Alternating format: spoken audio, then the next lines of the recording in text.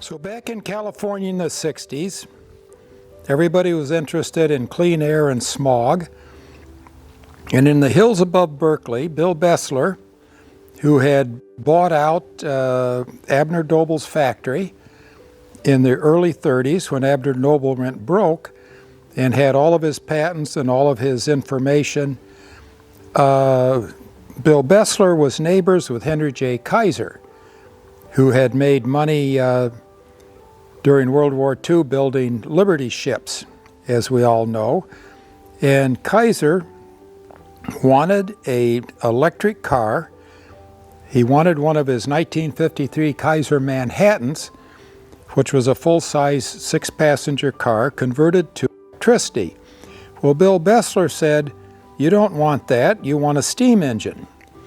And so he made a steam engine. As you can see, everything from the bell housing back is traditional. We have a bell housing, a clutch, a gearbox, a gear shifter, and it goes back to the drive shaft. Everything in front is a 90-degree V4 steam engine, which was based on small block Chevys, connecting rods, and I think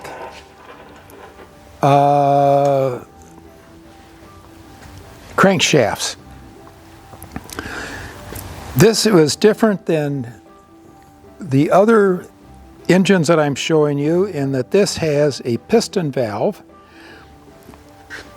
The piston valve goes back and forth across here. If you know anything about hydraulics, a piston valve is the same as a spool valve. The steam comes in here, and the spool valve distributes the steam to these two cylinders. You have the piston goes from here down to here.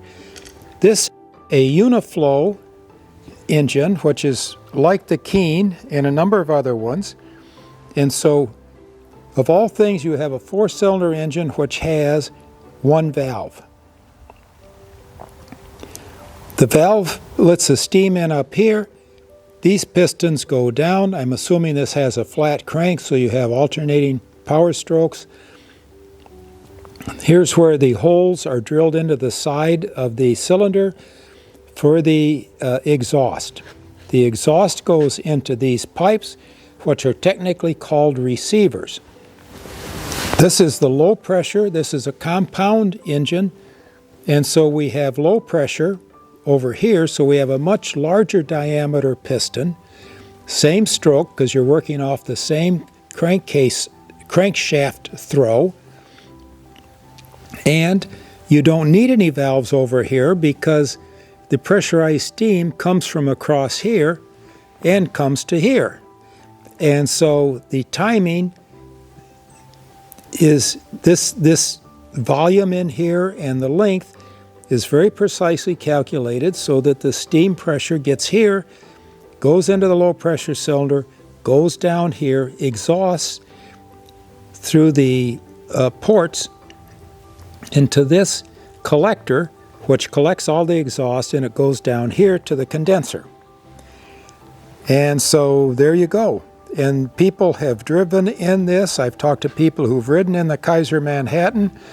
They said with 6 people it'd do 80 miles an hour, and it worked good. This was the only car like this that Bill Besler made. We will now go and show you the boiler that went with this.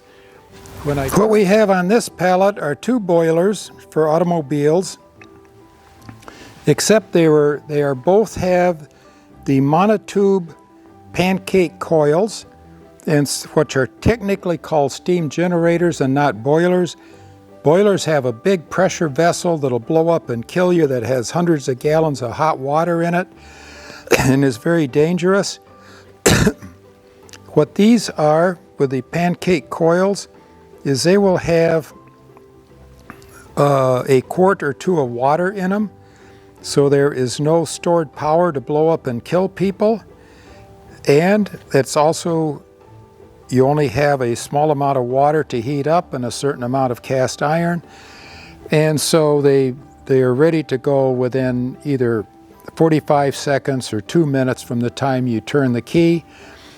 And they're easy to start in the sense that they have gun burners with atomizing. They have direct current motors which run the fan, which puts the air into the combustion chamber. This is the Besler Kaiser Manhattan boiler right here. And it is upside down. Later on we'll come over and show you the coils, what they look like. This part is the combustion chamber is up here. And as you can see, we have spark ignition. The fan blows around the combustion chamber to cool it, so we have hot air going in for combustion.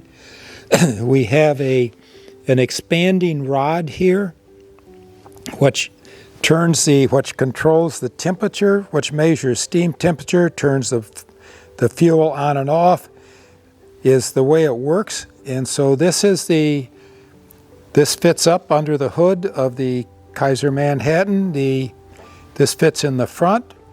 The small V4 engine sits in the back. Everything fits right where the engine and transmission are in a normal car. And so that's what we have there.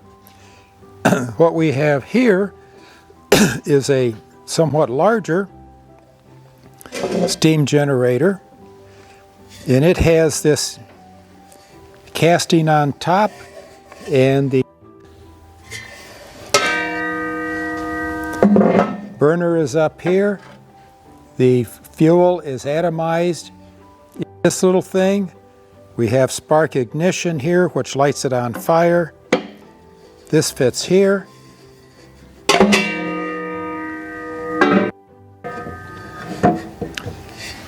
Down through here we have the fire. The fan is over here, which blows air into it. And the smokestack exhaust comes up through here. And access, this is Howard Hughes's boiler. Howard Hughes in the early 1920s hired 2 Caltech engineering graduates who were very, very sharp. They worked for 3 years on a steam car, made one. Hughes got tired of it by the time it was over, and it was scrapped, and that was all there was to it. This was left over, and his engine is sitting at the Spencer Transportation Museum in North Carolina. Fascinating. There is very little written about it. What little there's written, I have that information.